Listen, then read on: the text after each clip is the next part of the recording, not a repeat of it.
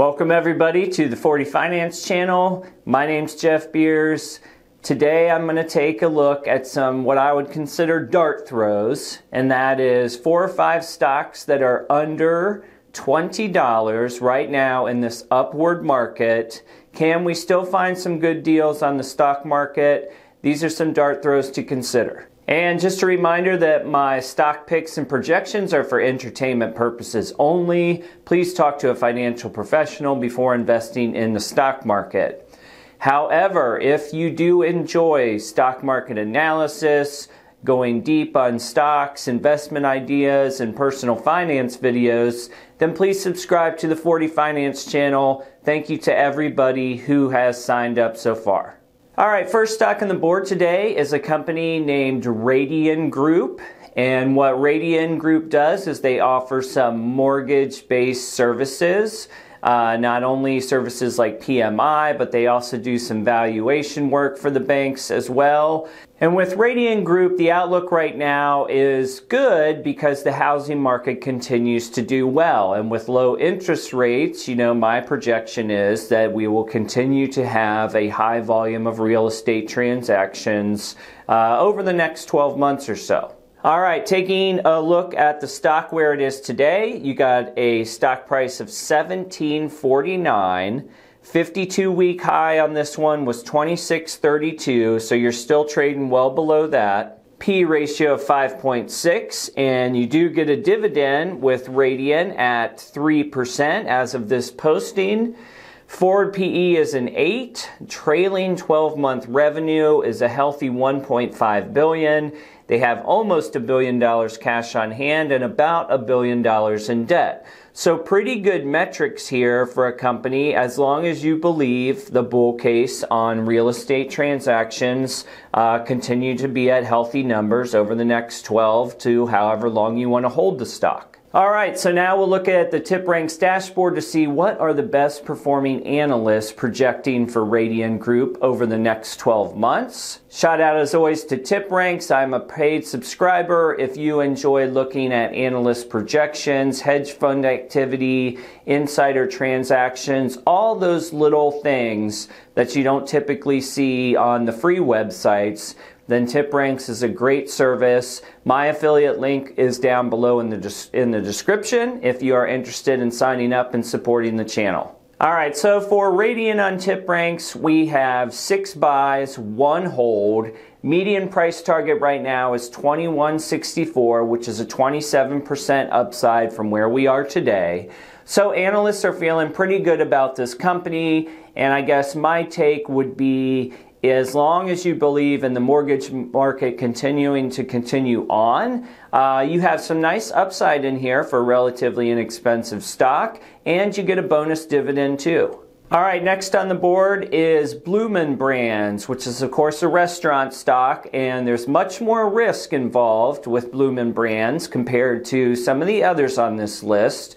But with that extended risk, there's obviously more potential for reward as well. The question, of course, is do you believe that people are going to go out to eat, resume the numbers that we used to have and project some growth over the next 2 years? Bloomin' Brands obviously owns franchises like Outback Steakhouse, they have Bonefish Grill, and another big chain that escapes my memory right now. Taking a look at the stock today, we got a price of $12.35. It got as low as $4.54 during the crash, and 52-week high has been up to $24.29. You got a current PE ratio of 39.07, no forward PE because I don't believe they're projecting their revenue numbers right now.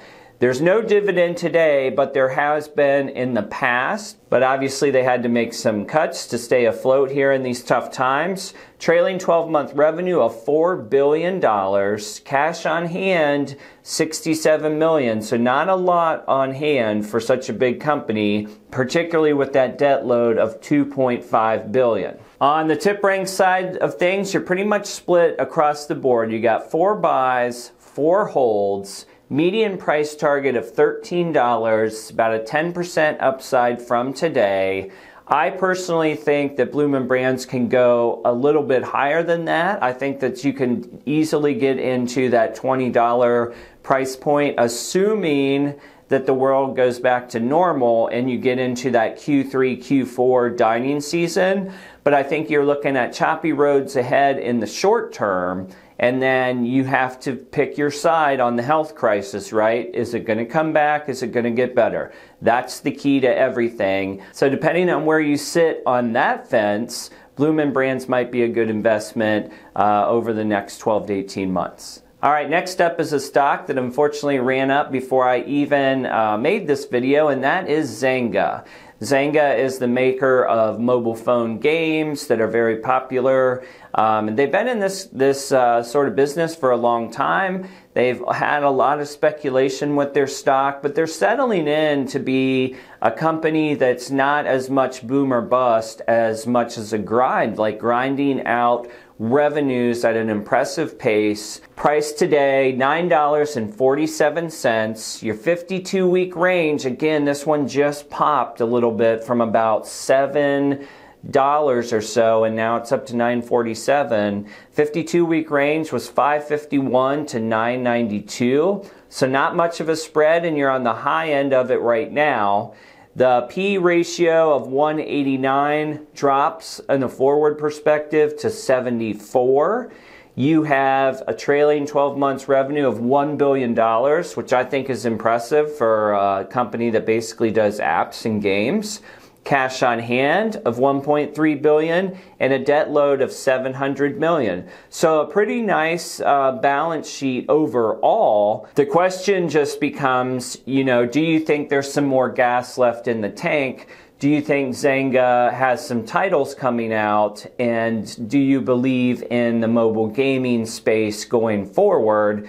I think that video games are hot right now, and I think that translates well over to the mobile space.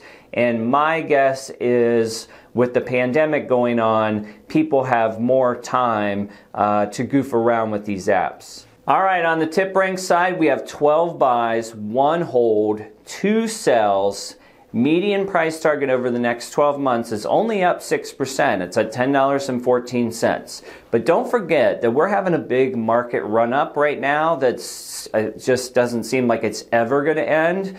So this is a stock, that maybe you add to your watch list. It's not going to give you a huge return on paper over the next couple months because it did just run up. However, what happens on the next dip, right? We know the company's doing pretty good, but if the stock market as a whole comes down, there could be an opportunity to buy. All right, next on the board is Ally Financial. Ally is an online bank and lender. Something that I'm personally watching here now is Ally Bank. Can't quite come to grips with investing in this high market, but this is one that's definitely on my watch list. You got a price today of $19.52. And the 52-week range goes from $10.22 at the dip all the way up to $35.42. And you got forward PE of 9. PE today sits just below 5, so it is creeping up just a little bit. Banks, as always, have a little bit lower PE, so while that number would seem super intriguing for like a Google or Microsoft, it's about market average for what we're seeing in banks right now. Trailing 12 months revenue of $6 billion. Cash on hand of $3.7 billion and a debt load of $41 billion. And one quick call out on that debt load that makes Ally not as much as a shoo-in as you would think, and that is they just bought into some of the subprime credit markets as well as into the car loans. So the haters of Ally are saying that they're taking unnecessary risk jumping into these markets. Obviously, they have a plan of some kind. I personally don't have a problem with getting into those loans because quite frankly, just about everybody's in them on paper from the bank side. But I do want to see a little bit more of a stock market dip to get in to just feel really good about Ally. One thing I forgot to mention is they have a nice dividend, is currently paying over 4% as of today's stock price. All right, looking at the TipRanks dashboard, you have 5 buys, 2 holds, median price target of $25.86. That's up 35% from where we are today.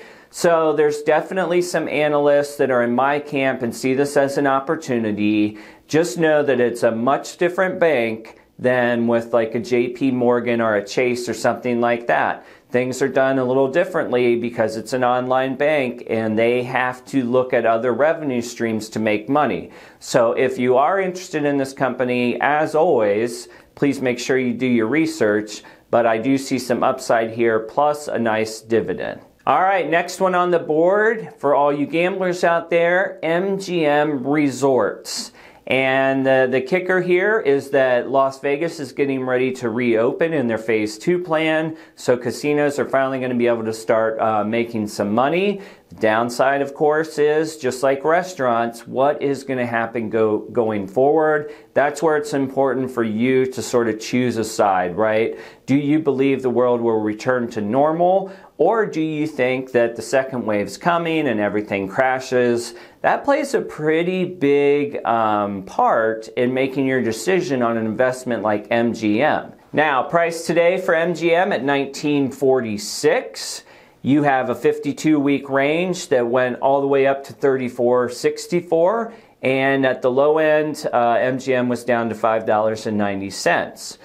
Current PE ratio is, whatever that is, 6,500. But the forward PE does drop to 22, likely when revenues start coming back online. Trailing 12 months revenue of $12 billion, cash on hand of $1 billion, and a debt load of $15 billion.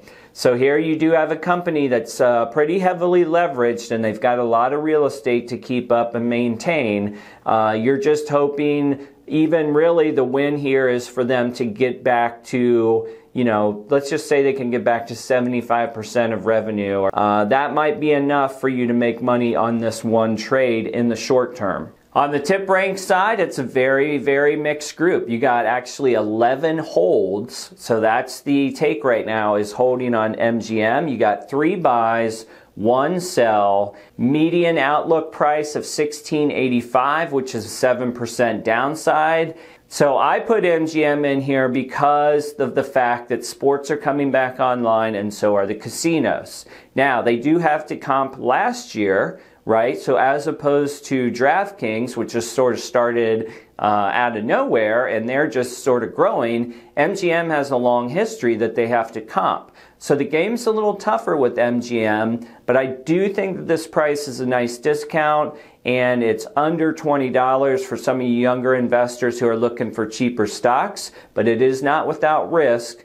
I think the upside's there, and I would argue with MGM, this might even be one that you can buy cheap and hold for the long term. Just watch out for that debt load, though, because if they have trouble paying that, it's going to be a little bit painful for them to get back into growth mode. All right, so there you have it, guys. 5 stocks under $20. These are my dart throws for June. Hope you enjoyed it. Let me know in the comments if you're picking up any of these stocks. I'll see you on the next video.